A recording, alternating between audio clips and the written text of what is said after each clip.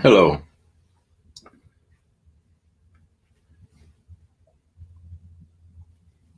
You live. Yeah. So, I, am I supposed to just answer your questions or just talk by myself? Just talk. Oh, It's all you. I didn't realize this. So, I see a list of questions. How did I get into jazz? Um, it's a very personal story. There were five jazz records in my household. Uh, Mingus, Duke Ellington, Louis Armstrong, Ray Charles, and Ella Fitzgerald, and I gravitated early on to those records. So when I was 3 and 4, I just went crazy for jazz, and then at age 5, I met another child whose father was a jazz aficionado, and he had like an amazing jazz record collection. And the minute I realized that I had this treasure in front of me, I took my little cassette tape recorder and started taping all these priceless treasures. And uh, 2 months later, my little boy's room, was covered in cassette tapes, wall to wall, and I had all this music playing constantly, and that became my passion. Uh, and it turns out that I started playing the horn when I was 24, but when I started, I had all this music that I had basically learned by heart all these years, and also explored because I was playing the guitar. I was self-taught, but I figured out a lot of stuff harmonically and how improvisation worked. So when I started playing the horn at 24, it's I had all this information readily available. All I had to do at that point was uh, being able to play it. And probably I should speak about this meeting with the saxophone, which is the love of my life at this point, artistically. At the time, I had just finished the School of Government in Paris, and I was on vacation in my home island of Guadeloupe, and I was visiting my mom's friend, and she had all these instruments lying around that she wasn't playing, but she was, she knew how to put them together.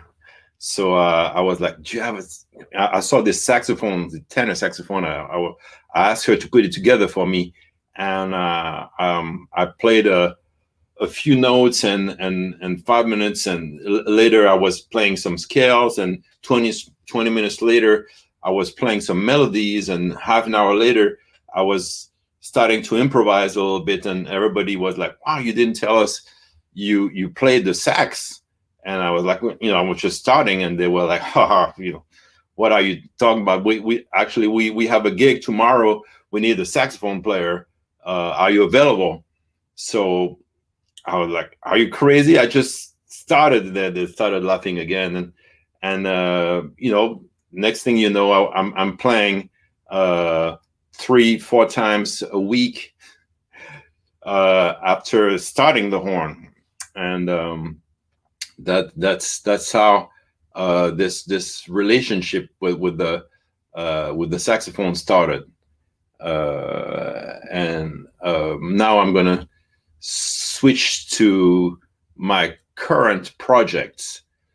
So uh, the project that put me on the map, really, after I had this long touring career with luminaries such as Roy Hargrove, D'Angelo, and such. Michel Deogocillo. I played a lot with Daniel Perez, Bob Moses, and so after I had this career as a sideman, I started a band leader's career, and the CD that put me on the map was entitled Sonekala. It was a mixture of jazz and guoka. Guoka music is music from my island of Guadeloupe, and it's very much an African-based style of music. The drumming is extremely powerful. The voices as well, because they have to match the intensity of the drums, and therefore you have a very spiritual rendition of the poetry of everyday or the tragedy, because a lot of those songs are very ancient, and they relate what happened during slavery, being sold, being bought, being beaten. So I use my knowledge of guoka music, and I mixed it with my experience as a jazz musician next to all the great cats that I mentioned, in order to create guoka jazz. And this style of music has been kind of a beacon of creativity in my life.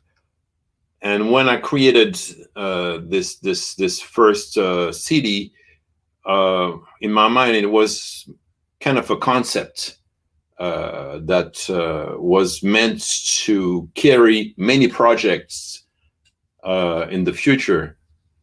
I did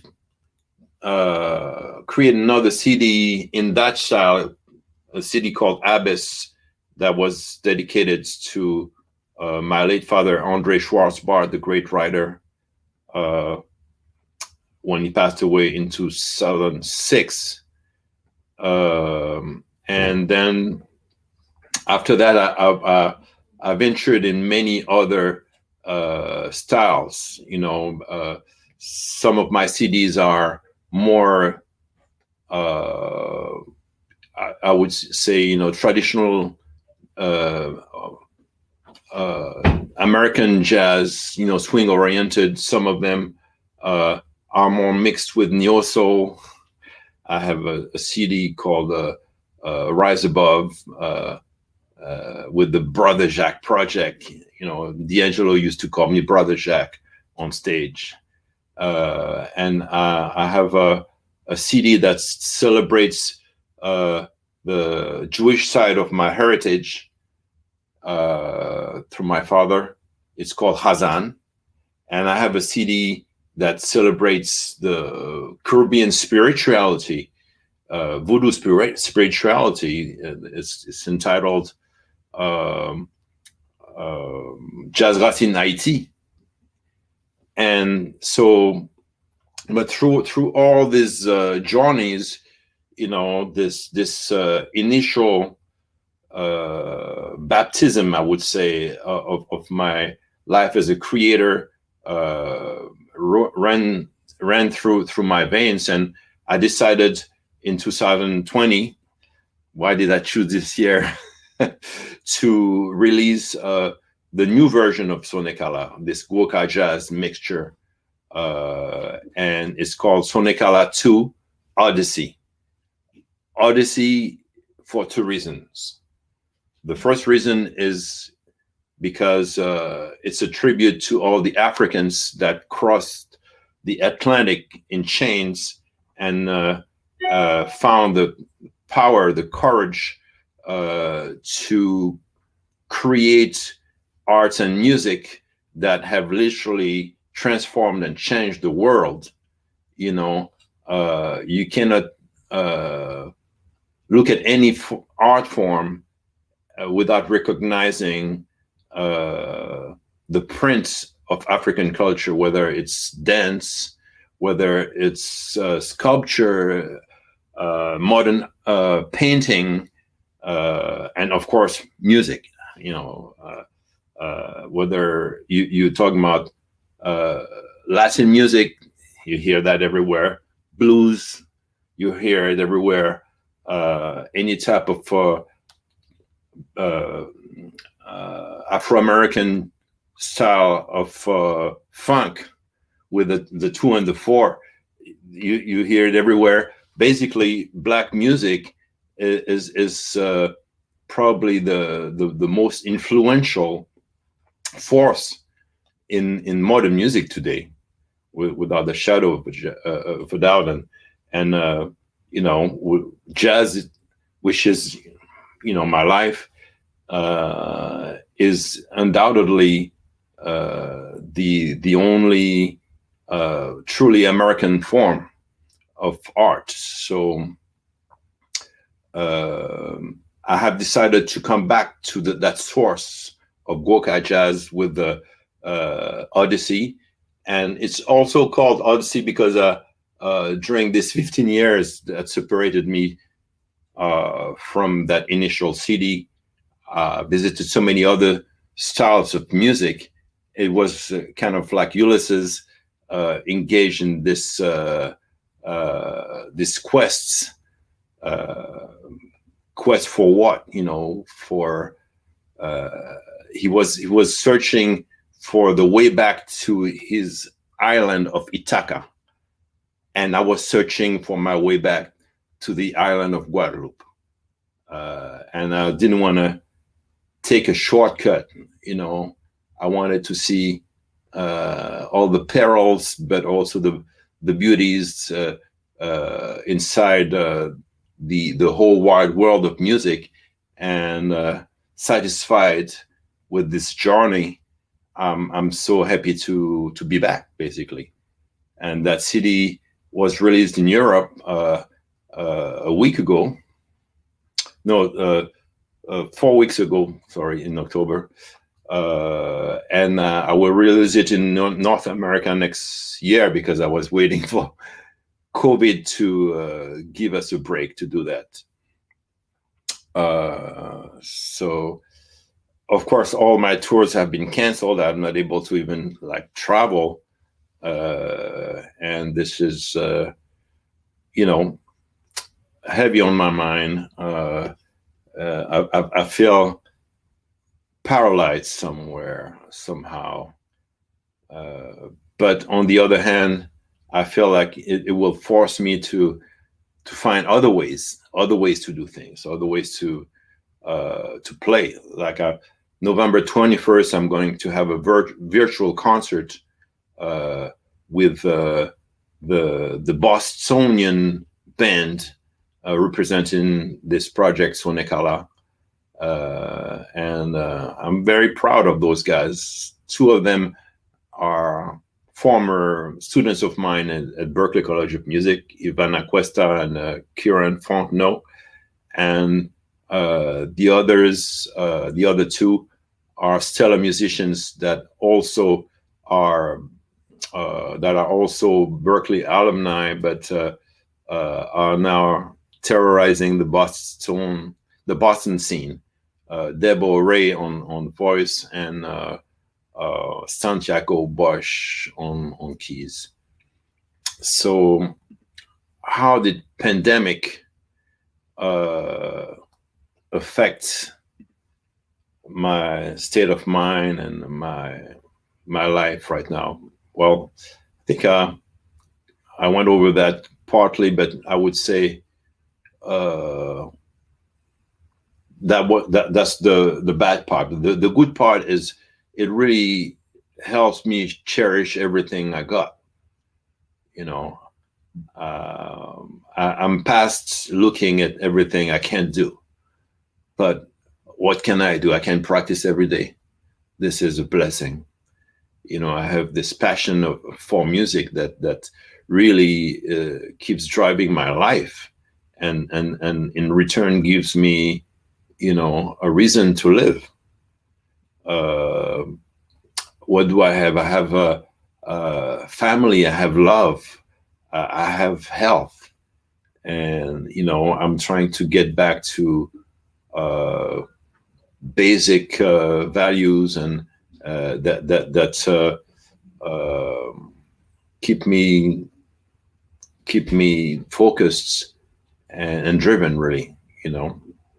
So I would say, to the young musicians who feel paralyzed, kind of like I am, and who do not have the experience that I have, and have not released 10 CDs and all those things. Your life is ahead of you. This is just a hiatus. We have that vaccine that's gonna come and put an end to this nightmare. So don't stop practicing. Do not stop practicing, because every day that you don't practice is a day where somebody else is in the shed, for 8 hours, and when everybody is out of the cage, you're going to have to compete with all those people who didn't lose their focus. So don't lose yours. Stay on your game.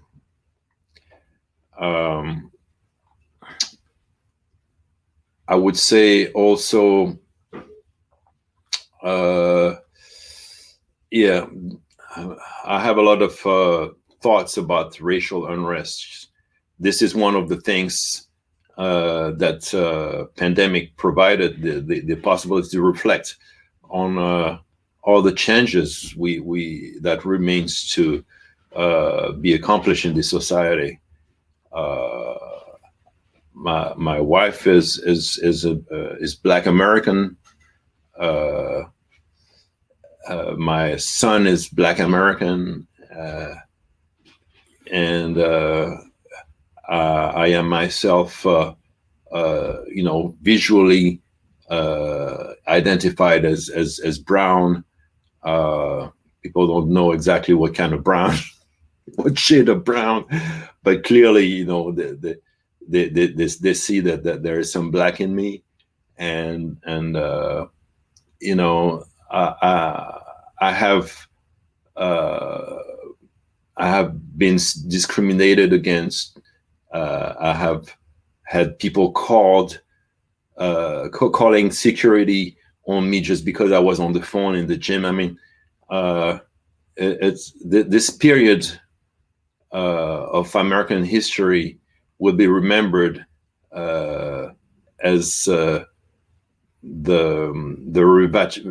revitalization of all the dark spectrums, the dark ghosts of slavery, discrimination, and but I do believe that a vast majority of people don't want to live like this. Don't want to live feeding their hatred, their anger.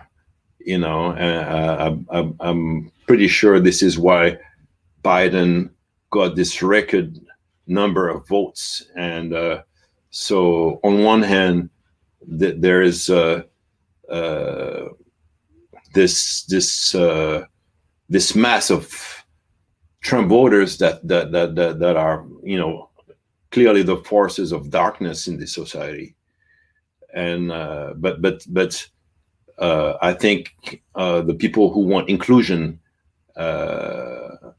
and also facts, that's what is scary. Also about this bubble of disinformation is this disconnect with reality, disconnect with science, and we are at a time in human history where we have to meet unprecedented challenges, pandemics, global warming. We cannot do it without embracing science. And I'm very relieved to see how much this is a part of Biden's program, and his first actions as a president-elect have been to assemble a team of scientists to face COVID, and then start working on global warming. So I would say hope is alive, and we have a chance to reconnect with our better angels through this new administration. So don't lose your focus, guys, especially the young musicians out there. You know, self-motivation is the one thing that will keep you growing. The second you slow down on your practicing, you will get more and more frustrated with where you are, because you won't grow, and you will lose that love, that connection, that thrill of getting involved in that musical quest. That's really the one thing that you cannot lose. The second you lose that, you become an angry and bitter musician, and I wish that on no one. I've seen it.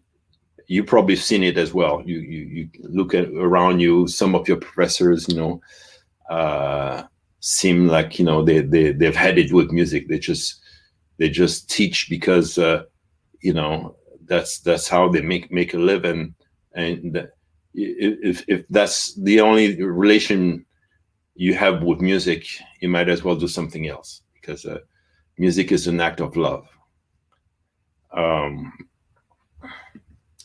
Now,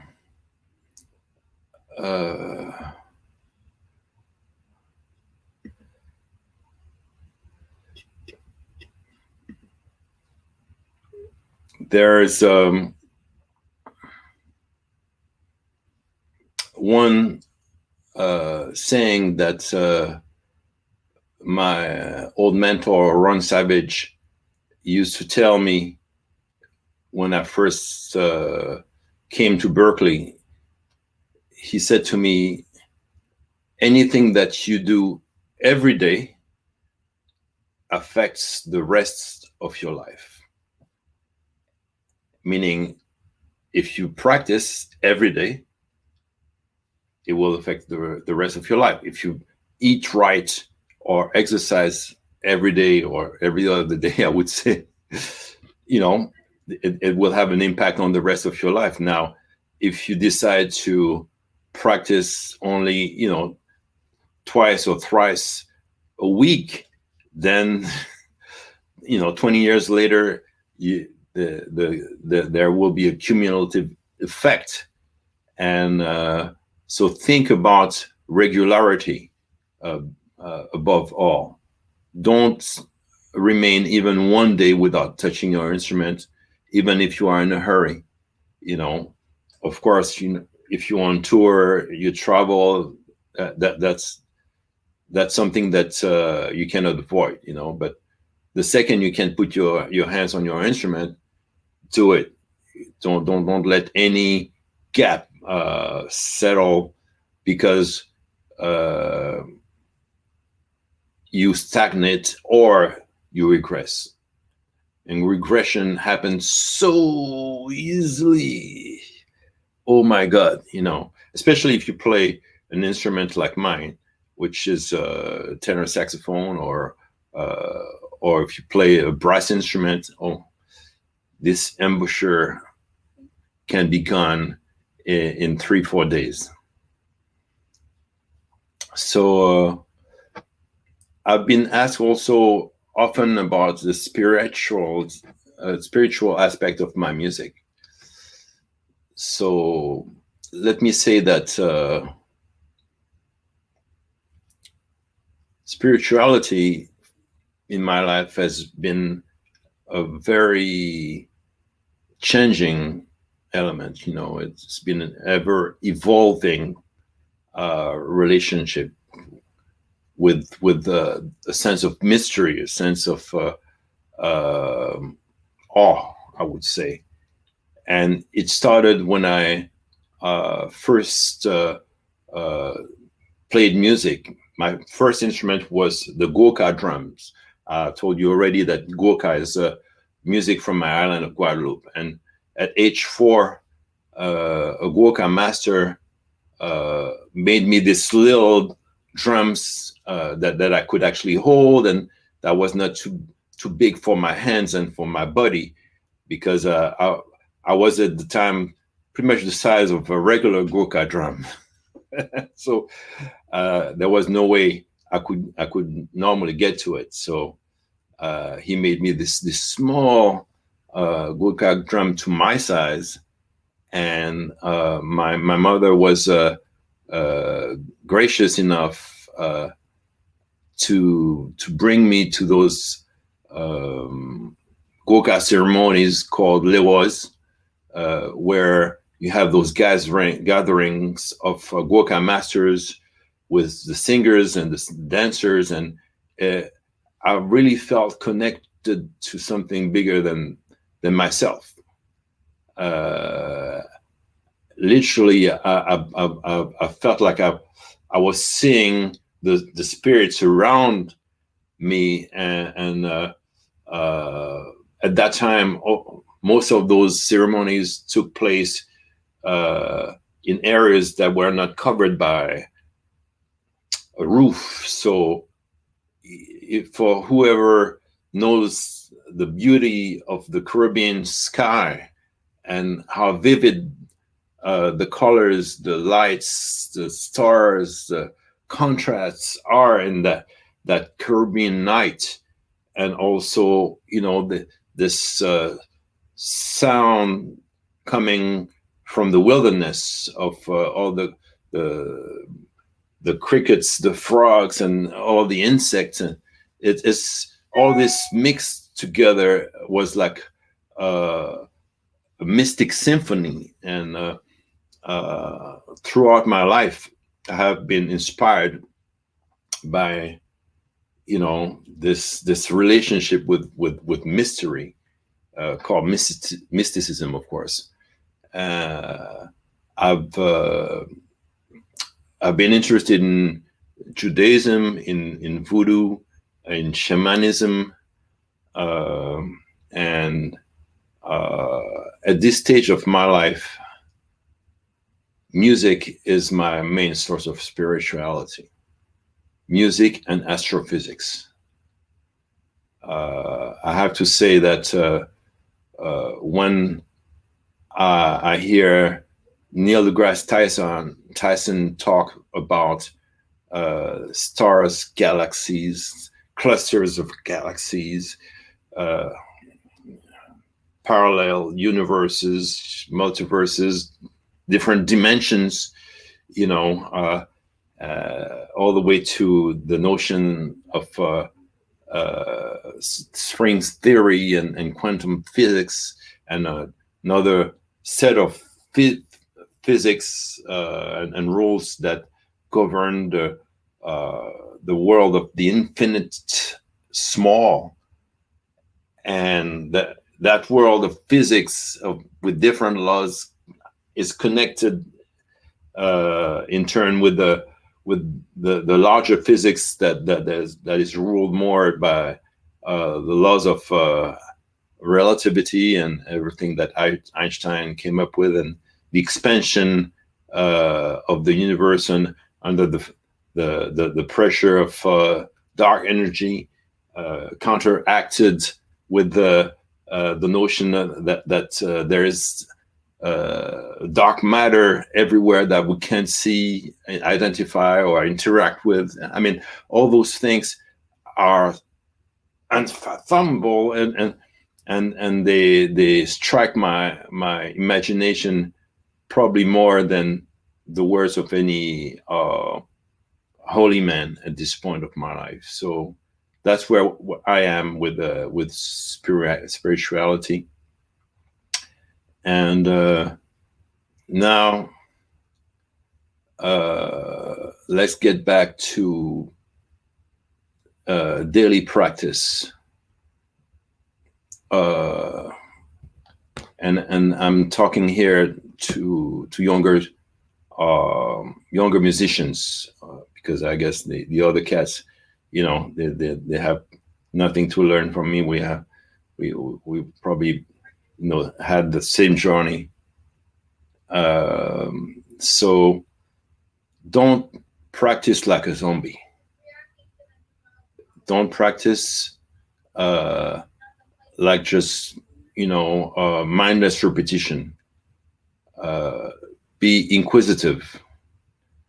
Like if you learn about triad couplings, and you learn it over a dominant chord, try to apply it to all the other chords.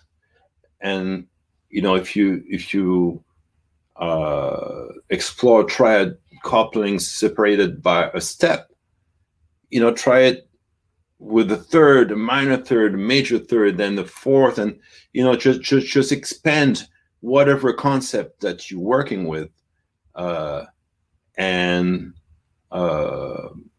just use your imagination to get as deep as possible, because you have to remember, any great musician uses the same scales as you. But how can they make that much music with the same tools? It's because they went so much deeper. If you heard John Coltrane play a C major scale, it would probably make you cry. It would make me cry. The reason why, of course, is the intent, but also all the layers of subtleties involved in the expression of each note. So don't be, a mindless follower whenever you apply a technique. Try to be involved in a quest, in a research, question things. Once you practice one technique in an ascending order, then try the descending. Then once you do that, switch the order within that pattern. Try to find ways to split it in fourth, in fifth, and then invert it, and then apply it to a set of chord changes, simple one, and then go for something more complex. Now, also to young musicians, I would like to talk about the importance of rhythm. I hear way too often, especially among horn players, a loosey-goosey type of approach to phrasing, and therefore nothing ever really snap into place when it comes to relating to the drums and expressing something rhythmic. You absolutely need to think of your instrument as a melodic drum. If you don't, first of all, you are totally breaking with anything African in your jazz expression, but moreover, you're just missing an opportunity to express your ideas with so much more power and authority. If you play bop, and then you play boom to bop, what will you hear? What will you feel the most? The second one, because it has syncopation and then dynamics. The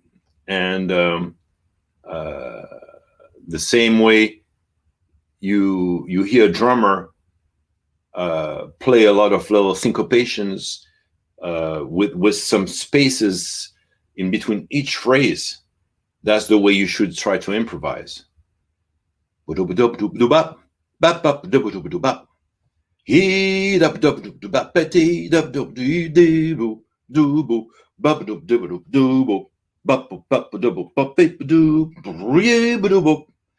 All this is rhythm.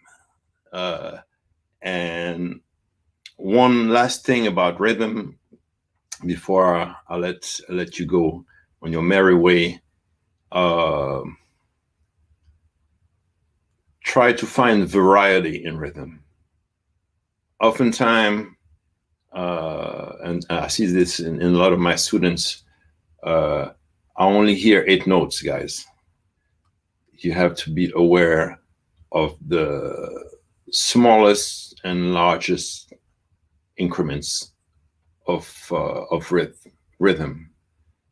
Don't hesitate to play long notes, even in on fast tempos. And whenever you play extremely fast rhythmic figures, don't play them like a machine gun. Try to find a way to shape syncopation even when you play very fast. So yeah, with those little technicalities, I guess, addressed to young musicians, I will conclude my little diatribe with, first of all, encouraging you to stay on your path. You chose a quest that will fulfill your spirituality until you die, and this is a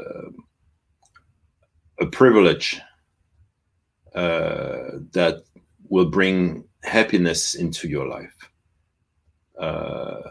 So